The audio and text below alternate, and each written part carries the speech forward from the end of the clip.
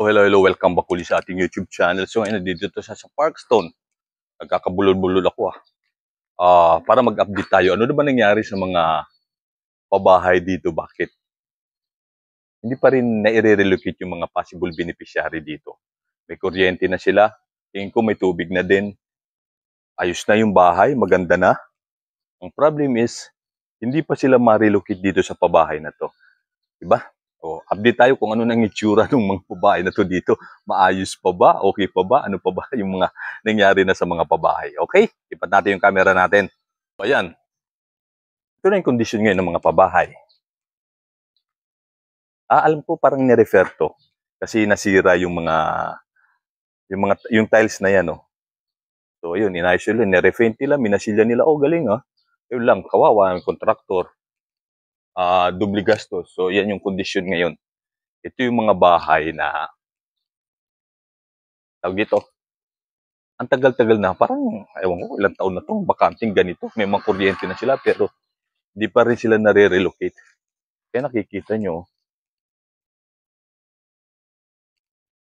So, parang isang buwan ba? Last na punta natin dito. So, yun, nare-repair na nga nila. Kasi, yun, no, yung mga katulad no, nagbaklasan na yung mga tiles. So, babaguhin. Ang insiste, kawawa yung kontraktor. Kasi dubli-dubli gastos niya. Okay, block ano to? Sa pagitan ng block 12 and 17. So, punta tayo ng main road. Diretso lang natin. O itong block 12 and 17. Magkaharap, halos bakante pa yung mga kabahayan. Bakante. Kita nyo, may mga kuryente na yan, ha?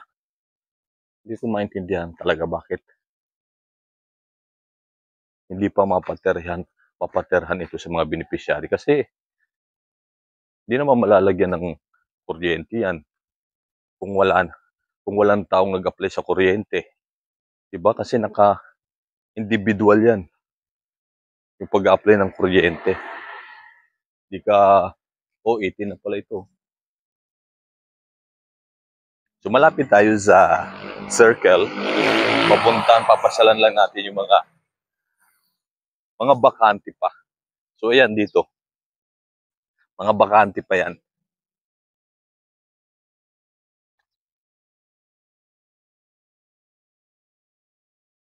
O ito yung kabilang side naman. Ganyan yung itsura. Bakante yan dyan. Tapos, ito mga bakante din sa kabila.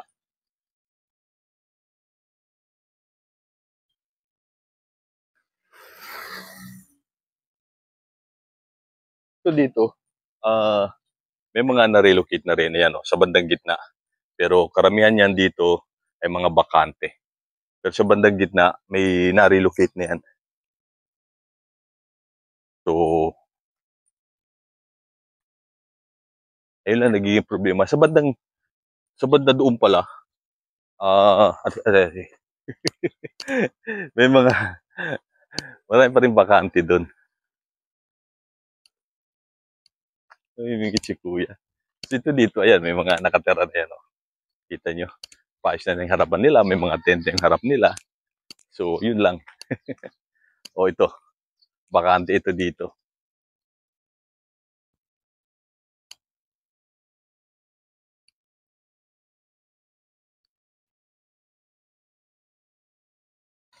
Ay, may mga residente na rin pala rito. Akala ko wala pa. Pero banda doon sa may pag-ikot natin. Alam ko, wala pa. So dito, ayan, puno na rin.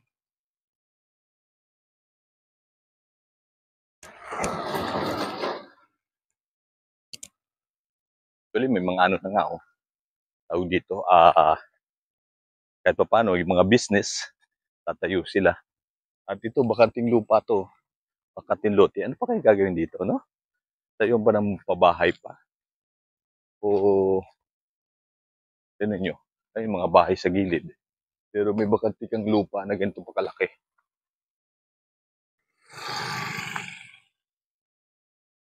Ganda ng helmet nila ate.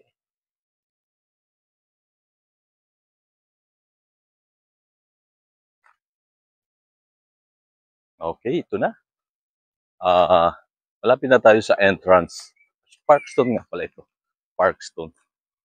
Ano ba sinabi kanina? Sa Parkstone, itong update natin. So, ayan, dito halos puno na. 50. 50. Reklamo na yung camera natin. Taking long video na daw. Palak siya dyan. So, yung bakante ba yun, no? Oh. Dito. Although may mga pailan nila ng mga nare-relocate. Pero marami pa rin bakante. Tingnan nyo dito sa kabila.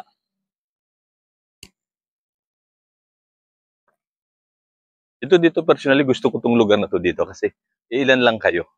Pero ang problem is, ayan, 45 and 50 yung magkaharapan. Wala pa talagang mga tao ito. So yun, no? Hanggang dyan na lang yan. Yung poste na yan na may mga nagbagging na. At saka may mga kuryente. So may bagging na nakaano sa kuryente.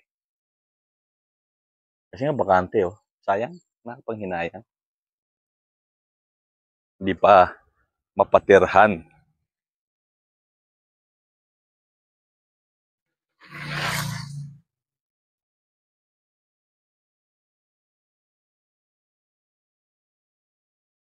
Dito sa kabilang side naman to. Ito. Bakante pa din to. Ayan, oh. 49 naman to and 54. So, may mabait lang talaga. Tatapon ng basura. Ewan ko sa'yo, shoutout sa nagtapon ng basura. Medyo makulit yung nagtapon ng basura. Ayan yung hitsura ngayon. Tignan nyo, oh. Halos may kuryente na lahat yan. May kuryente na. Alam ko may tubig na rin dito. Pero wala pang nakatira. Parang 2 years na yung ganyan. Ayan, oh. Diba? Ay, di ko mag-gets. Kung ano bang problema at hindi pa mapaterhan ito. O puntahan din natin sa tapat naman ito. Kabilang side.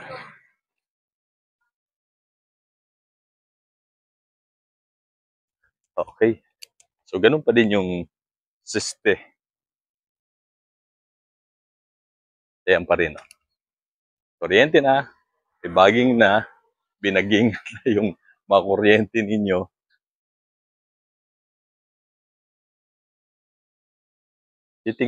Titingnan mo nakakapanghinayang talaga, no? Humihina din ang pundasyon ng mga kabahayan pagka walang mga tao kasi hindi nga nami-maintain. Parang mas mabilis masira, lumambot yung mga structure ng bahay kapag walang nakatira.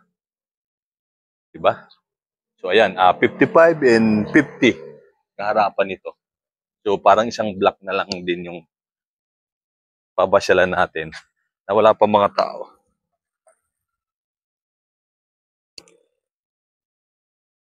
Yung kabila nito, block 60. Ayan dyan sa kabila na, kikita nyo, ang dami ng tao. Maliban dito sa inaano natin, pinupuntahan natin. Ayan, katulad dito. Maganda. Lapad, oh. Lapad ng kalsada.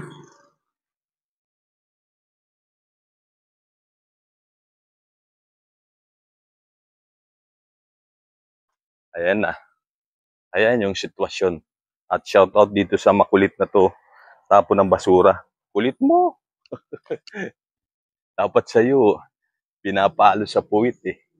Ayan na yung dulo. Ilog din yan dyan sa kabila na yan. O yung sa kabila naman, kita nyo. Pasyalan na natin sa kabila. Mga bakante pa yan. Pero may mga kuryente na. Ayan, inaantok pa ako. Parang bigat pa ng mata ko. Parang gusto pang matulog ng mata ko. Gustong pumikit pa. So ayan, kita nyo. 59 and 54. Ah, puro bakante pa yan. May mga kuryente na sila. Pero, kita nyo, yung mga damo, kasing taas na ng mga bahay. Kahit dito sa kabilang side.